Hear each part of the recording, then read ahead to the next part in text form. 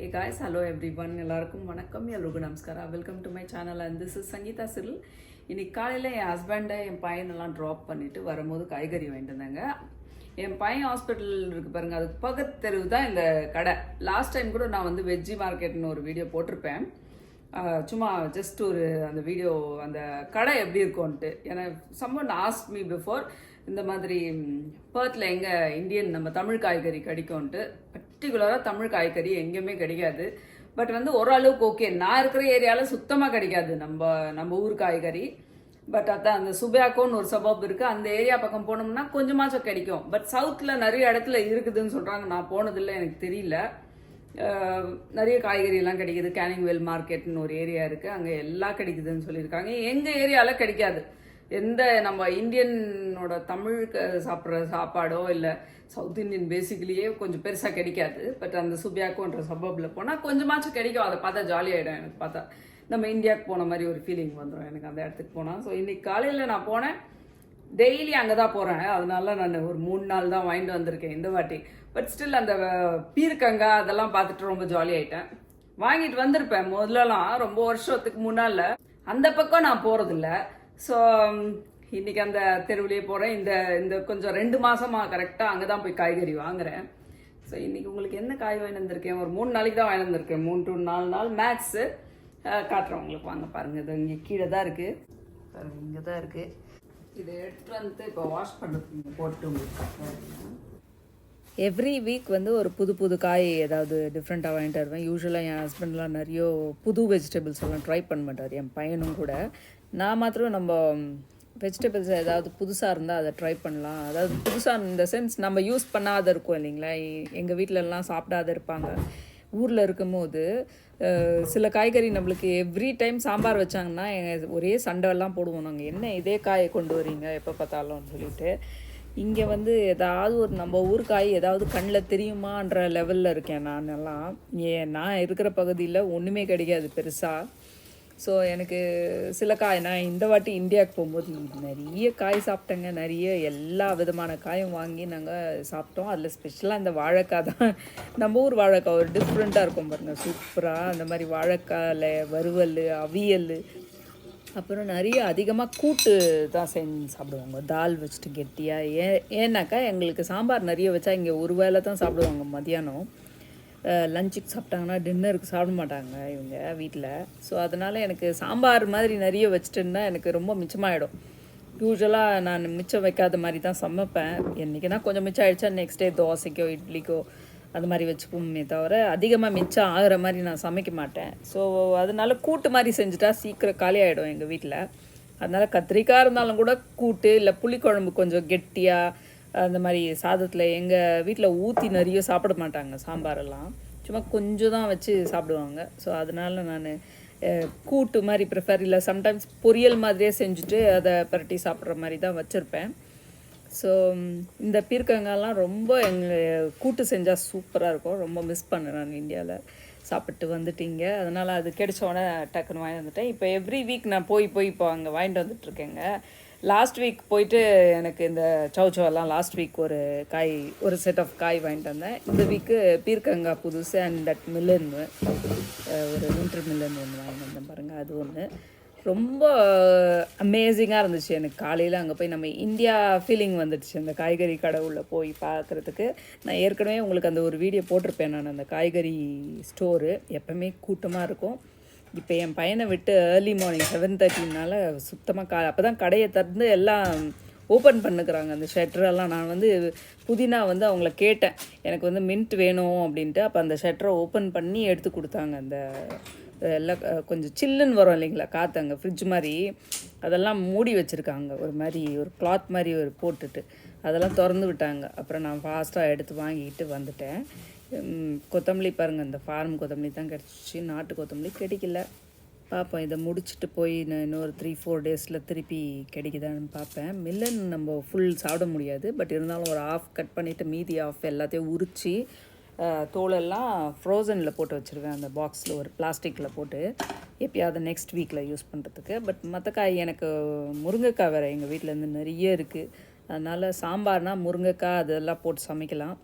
முதல்ல கொஞ்சம் வெஜிடபிள்ஸ் போட்டிருந்தேங்க. இங்கே தக்காளி, அப்புறமா மின்ட்டு, மிளகா, பச்சை மிளகா, அப்புறமா கொத்தமல்லி, வெந்தயக்கீரை எல்லாமே. பட் அது என்ன ஆகிடுச்சுன்னா நிறைய பூச்சி வர ஆரம்பிச்சிச்சு. எலி எல்லாம் வந்துடுச்சு. எலி வந்து ஒரு நாள் செத்துடுச்சு. இங்கே வந்து அது எங்கன்னா போய் மருந்து சாப்பிட்டு வந்துச்சா என்னன்னு தெரில, ஒரு மாதிரி சோலன் ஆகிட்டுருந்துச்சு அந்த எலியே. எங்கள் வீட்டுக்காரர் எடுக்கலை, நான் தான் அதை எடுத்து கொண்டு போய் புதைச்சேன். அதுலேருந்து எனக்கு சுத்தமாக பிடிக்கவே இல்லைங்க. ஒரு பாட்டில் பியோர் டெட்டால் அப்படியே ஊற்றி விட்டேன். ஒரு 1 மந்த்துக்கு அந்த ஸ்மெல் இருந்துச்சு அந்த ஏரியா சைடு. எல்லாம் கழுவிட்டேங்க. இது இப்படியே வச்சுருவேன் கொஞ்சம் நேரம். அது இருந்த பிறகு லாஸ்ட்டில் எடுப்பேன். அதை எடுத்து பிரித்து அப்புறமா ஒரு டப்பாவில் போட்டு வைப்பேன் தொடச்சிட்டு. ஸோ இதுதான் வாழைக்காங்க. ரொம்ப நல்லா இருந்தது வாழைக்காய். ரொம்ப நாள் ஆச்சு கடிச்சு வாழைக்காய். யூஸ்வலாக நாங்கள் வாங்கிட்டு வந்தால் ஒரு 5-10 வாழைக்காய் வாங்கிட்டு வந்துட்டு காலையில் ஒருத்தருக்கு ஒரு வாழைக்காய் ஃப்ரை பண்ணி தருவேன். என் பையன் சாப்பிடுவான், என் ஹஸ்பண்ட் அவ்வளோவா சாப்பிட மாட்டார். ஆனால் அவனுக்கு ரொம்ப பிடிக்கும் இந்த வாழைக்காய். அதனால் ஒரு 4-5 வாங்கிட்டு வந்தேன் பாருங்கள். ஸோ இது ஒரு 2 நாள்லேயே காலி ஆகிடும். பீர்க்கங்காய் ரொம்ப நாள் ஆச்சு வாங்கிட்டு வந்து. பீர்க்கங்காயில் கூட்டு வச்சா எனக்கு ரொம்ப பிடிக்கும். என் பையன் காஃபி குடிச்சிட்டு போனான், பார்க்கல. நான் தோசை மாவு போட்டிருக்கேன், அது புளிக்க வச்சுருக்கேன் ஃப்ரெஷ் மாவு போட்டு. அப்புறம் கேபேஜ் ஒரு 1/2 வாங்கிட்டு வந்தேன். அது எல்லா இடத்துலையும் கிடைக்கிது. பட் இது நாளைக்கு ஏதோ அதில் சிக்கன் கொத்துக்கறி செய்யலாம்ன்றதுனால அதை வாங்கிட்டு வந்தாங்க. இது எனக்கு ரொம்ப பிடிக்கும். இதில் சாம்பார் செஞ்சால் சூப்பராக இருக்கும் இந்த காய். அதனால் இது வாங்கிட்டு வந்தேன். கத்திரிக்காய் பாருங்கள் எப்படி இருக்குது. நம்ம ஊர் கத்திரிக்காய் மாதிரியே இருக்குது. அமேசிங்காக இருந்துச்சு பார்க்குறதுக்கு. யூஸ்வலாக நான் அந்த பெரிய கத்திரிக்காய் வாங்க ஆரம்பிச்சிட்டுக்கிறேன் இப்போல்லாம் வர வர. இந்த சின்ன கத்திரிக்காய் பாருங்கள் ரொம்ப அமேசிங்காக இருக்குது. ஸோ இது ஒரு 4. இது கூட நல்லாயிருக்கு. ஒன்று கொஞ்சம் ஒரு மாதிரி இருக்குது. பட் இருந்தாலும் இது நல்லா இருக்கேன்னு வாங்கிட்டு வந்தேன். ஐ ஹோப் இது ரொம்ப டேஸ்டியாக இருக்கும்னு நான் நினைக்கிறேன். ஏன்னா ஒரு மாதிரி ஒரு டிஃப்ரெண்ட் கலர். இது நம்ம ஊரில் கிடைக்கும். இது எங்களுக்கு பெங்களூரில் பர்பிளிஷ் அண்ட் ஒயிட் ஒரு மாதிரி கீத்து போட்ட மாதிரி ரொம்ப நல்லாயிருக்கும் இதில் நான் ஊரில். ஸோ அந்த ஞாபகமாக இதை வாங்கிட்டு வந்தேன். யூஸ்வலாக ஒரு பர்பிளிஷ் கலரில் ஒன்று வரும் தெரியுங்களா கத்திரிக்காய். இது கொஞ்சம் வேறு மாதிரி இருக்குது பாருங்கள். ப்ராபப்ளி இது ரொம்ப டேஸ்டியாக இருக்கும், இன்னும் நல்லாயிருக்கும். அது நெக்ஸ்ட் டே காலையில் லஞ்சுக்கு ப்ரிப்பேர் பண்ணுறேன் என் ஹஸ்பண்டுக்குங்க. கொஞ்சம் புளி ஊற்றிட்டு அதை வந்து சாதத்தில் அப்படியே பிரட்டி சாப்பிட்டா ரொம்ப அமேசிங்காக இருக்கும். ஸோ அதுதான் பண்ணியிருக்கேன். அப்புறம் பாவக்காய் வாங்கி ரொம்ப நாளாயிடுச்சு. பாவக்காய் புளிக்குழம்பு கொஜ்ஜு மாதிரி ஒன்று செய்வாங்க, தக்காளி சட்னி செய்கிறோம் பாருங்கள், அந்த மாதிரி. ஸோ அதனால் இந்த பாவக்காய் வாங்கினேன். அப்புறம் குக்கும்பர் சும்மா சாலடுக்கு. அப்புறம் இந்த இஞ்சி வாங்கினேன். இஞ்சி பேஸ்ட் பண்ணுறதுக்கு இஞ்சி பூண்டு பேஸ்ட். பூண்டு இருக்குது என்கிட்ட, இஞ்சி மாத்திரம் கொஞ்சம் கம்மியாக இருக்குது. ஸோ இஞ்சி வாங்கிட்டு வந்தேன். அதுதாங்க. ஒரே ஒரு கேப்சிகம் வாங்கிட்டு வந்தேன். பொமோகிரானட் இருந்ததுங்க என்கிட்ட லாஸ்ட் வீக்கெல்லாம். அதெல்லாம் வந்து அந்த கர்டில் போட்டுட்டு பிரேக்ஃபாஸ்ட்டுக்கு சும்மா ஒரு 2 கப்பு ஒரு ஒரு 3 to 4 ஸ்பூன்ஸ் ஆஃப் யோகர்ட் சாப்பிடுவாங்க. நிறைய யோகர்ட் செய்வோம். முதல்லலாம் வாங்கிட்டு இருந்தேன். எனக்கு அந்த டேஸ்ட் அவ்வளோவா பிடிக்கல. அதனால நானே செய்ய ஆரம்பிச்சிட்டேன். எனக்கு அமேசிங்காக இருக்குது.